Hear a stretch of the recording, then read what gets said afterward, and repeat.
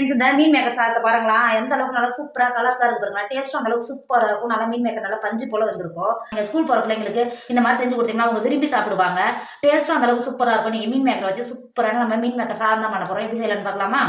Hi friends, welcome to Kerala சமையல். கேரளா சமையலில் நம்ம மீன் மேக்கர் வச்சு சாதம் தான் பண்ண போகிறோம். வாங்க எப்படி செய்யலான்னு பார்க்கலாம். சாதம் வடிக்கிறதுக்கு ஒரு பாத்திரத்தில் தண்ணி வச்சு இங்கே பாருங்க எந்த அளவுக்கு நல்லா கொதிக்க ஆரம்பிச்சு பார்த்தீங்களா. இப்போது நான் ஜீரக சம்பாரிச்சு எடுத்திருக்கேன். 2 கப்பு எடுத்திருக்கேன். 250 கிராம் கப்பில் 2 கப்பு ஜீரக சம்பாரிச்சு எடுத்திருக்கேன். இப்போ கொதிக்கிற தண்ணி இருக்குது பார்த்தீங்களா, இந்த மாதிரி உள்ளே சேர்த்துக்கோங்க. இந்த மாதிரி சுடு தண்ணி சேர்த்து ஒரு 2 டைம் நீங்கள் கழுவும் போது அரிசியில் இருக்கிற டார்ச்செல்லாம் வெளில வந்துடும். சாதம் நல்லா உதிரியாக இருக்கும் வடிக்கிறதுக்கு. நீங்கள் இந்த மாதிரி தண்ணி சேர்த்துட்டு கை வச்சு கழுகாமல் இந்த மாதிரி கரண்டியோ இல்லை ஸ்பூனோ வச்சு இந்த மாதிரி கலக்கி கொடுத்துக்கோங்க. அப்போ அரிசி எந்தளவுக்கு நல்லா கலர் மாறுது பார்த்தீங்களா. இப்போ அரிசியில் இருக்கிற டார்ச்செல்லாம் போயிடும். நமக்கு சாதம் வடிக்கும் போது உதிரியாக இருக்கும். இப்போ இந்த மாதிரி நீங்கள் கரண்டி வச்சு கழுவினோடனே பாருங்கள் எந்த அளவுக்கு நல்லா கலர் மாதிரி வந்துருக்கு பார்த்தீங்களா. இப்போ இந்த தண்ணியை வடிகட்டிட்டு நார்மல் வாட்டரில் ஒரு 2 வாட்டி நல்லா அரிசியை கழுவிட்டு தண்ணியை வடிகட்டி எடுத்துக்கோங்க. இப்போ கழுவி எட்டுன்னு வந்திருக்கோம்ல, அரிசியை தண்ணியில் சேர்த்துக்கோங்க. அரிசியை சேர்த்து கொடுத்துட்டு அது கூடவே 1.5 டேபிள் ஸ்பூன் உப்பு சேர்த்துக்கோங்க. நீங்கள் இப்போவே உப்பு சேர்த்து வடிக்கும் போது சாத்திரம் நல்லா உப்பு பிடிச்சிருக்கோம். 1.5 டேபிள் ஸ்பூன் உப்பு சேர்த்துக்கோங்க. உப்பு சேர்த்துட்டு நல்லா கரண்டி வச்சு கிண்டி கொடுத்துக்கோங்க. கிண்டி கொடுத்துட்டு மூடி போட்டு சாதம் 3/4 பாகம் நல்லா வேக வச்சுக்கோங்க. இப்போ பாருங்கள் நம்ம சாதம் எந்த அளவுக்கு நல்லா 3/4 பாகம் நல்லா வெந்து வந்திருக்கு பார்த்தீங்களா. எங்கே பாருங்கள் எந்த அளவுக்கு நல்லா வெந்து வந்திருக்கு பாருங்கள். 3/4 பாகம் வந்துட்டுனா இந்த மாதிரி எடுத்துட்டு இந்த மாதிரி உடச்சி பார்த்தா 3/4 பாகம் வெந்திருக்கணும், 1/4 வேகாத இருக்கணும். இது மாதிரி தான் இருக்கணும். இப்படி இந்த மாதிரி இருந்தால் தான் நம்ம சாதம் கிளறும்போது உதிரியாக இருக்கும். நீங்கள் எந்த சாதம் பண்ணாலும் இந்த மாதிரி தான் வடிக்கணும். அப்போ தான் நல்லா உதிரியாக இருக்கும், பார்க்குறதுக்கு நல்லா சூப்பராக இருக்கும். சாதம் 3/4 பாகம் நல்லா வெந்துடுச்சு. சாதத்தை வடிகட்டி எடுத்துக்கோங்க. இப்போ பாருங்கள் நம்ம வடித்து எடுத்த சாதம் எந்த அளவுக்கு நல்லா உதிரியாக இருக்குது பார்த்தீங்களா. இப்போ ஒரு 10 நிமிஷத்துக்கு மாற்றி வச்சுக்கோங்க.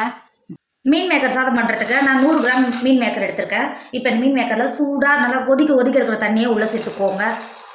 இந்த மாதிரி சூடான தண்ணி சேர்த்து கொடுத்துட்டு மூடி போட்டு ஒரு 10 நிமிஷத்துக்கு மாற்றி வச்சுக்கோங்க. இந்த 10 நிமிஷத்துலேயே மீன் மேக்கர் நல்லா ஊறி வரும். சுடு தண்ணியில் மாற்றி வச்சுக்கோங்க. இப்போ 10 நிமிஷம் ஆகிடுச்சு. இங்கே பார்த்தீங்களா எந்த அளவுக்கு நல்லா சுடு தண்ணியில் ஊறி போய் எந்த அளவுக்கு நல்லா குண்டாக இருக்குது பாருங்கள். இப்போ இந்த தண்ணியை வடிகட்டிக்கோங்க. வடிகட்டிட்டு ஒரு 2 டைம் நல்லா தண்ணி மாற்றி கழுவிட்டு தண்ணியை வடிகட்டி எடுத்துக்கோங்க. நீங்கள் அந்த மாதிரி வடிகட்டி பண்ணும்போது மீன் மேக்கர் இருக்கிற ஒரு வாசனை வரும் பார்த்தீங்களா, அது இருக்காது. பிழிஞ்சிட்டு மாற்றி எடுத்து வச்சுக்கோங்க. மீன் மேக்கர் சாதம் பண்ணுறதுக்கு அடுப்பில் ஒரு பாத்திரம் வச்சுக்கோங்க. ஒரு 3 டேபிள் ஸ்பூன் எண்ணெய் சேர்த்துக்கோங்க. எண்ணெய் சேர்த்து எண்ணெய் நல்லா சூடாயிடுச்சு. 1/4 டேபிள் ஸ்பூன் கடுகு சேர்த்துக்கோங்க. அது கூடவே 1/2 டேபிள் ஸ்பூன் பெருஞ்சீரகம் சேர்த்துக்கோங்க. 1/4 டேபிள் ஸ்பூன் ஜீரகம் சேர்த்துக்கோங்க. ஜீரகம் கடுகு எல்லாம் சேர்த்து நல்லா பொரிஞ்சு வந்துருச்சு. 2 கொத்து கருவேப்பிலை சேர்த்துக்கோங்க.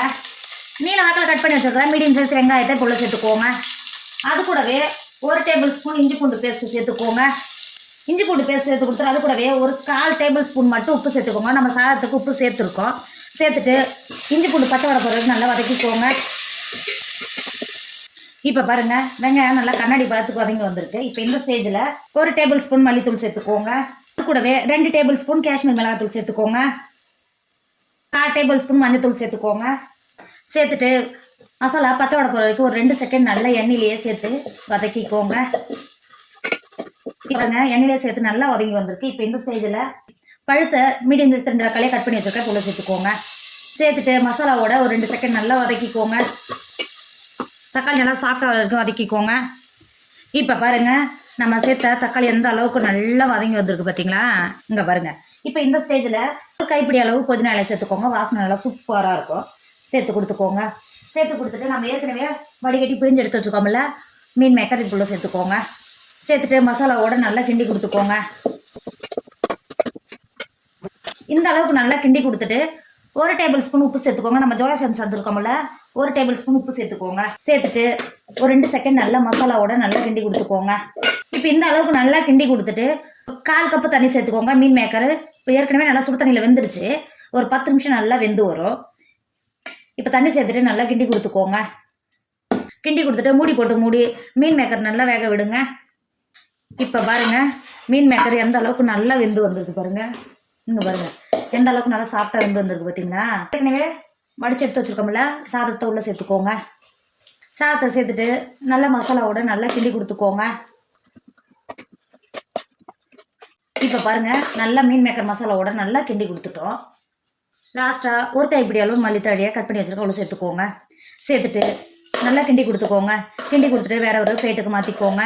இப்போ பாருங்கள் நம்மளோட மீன் மேக்கர் சாதம் சூப்பராக ரெடி ஆயிடுச்சு. நல்லா மீன் மேக்கர் நல்லா பஞ்சு போல் இருக்குங்க பார்த்தீங்கன்னா, எந்த அளவுக்கு நல்லா பஞ்சு போல் வெந்து வந்திருக்கு பாருங்கள்.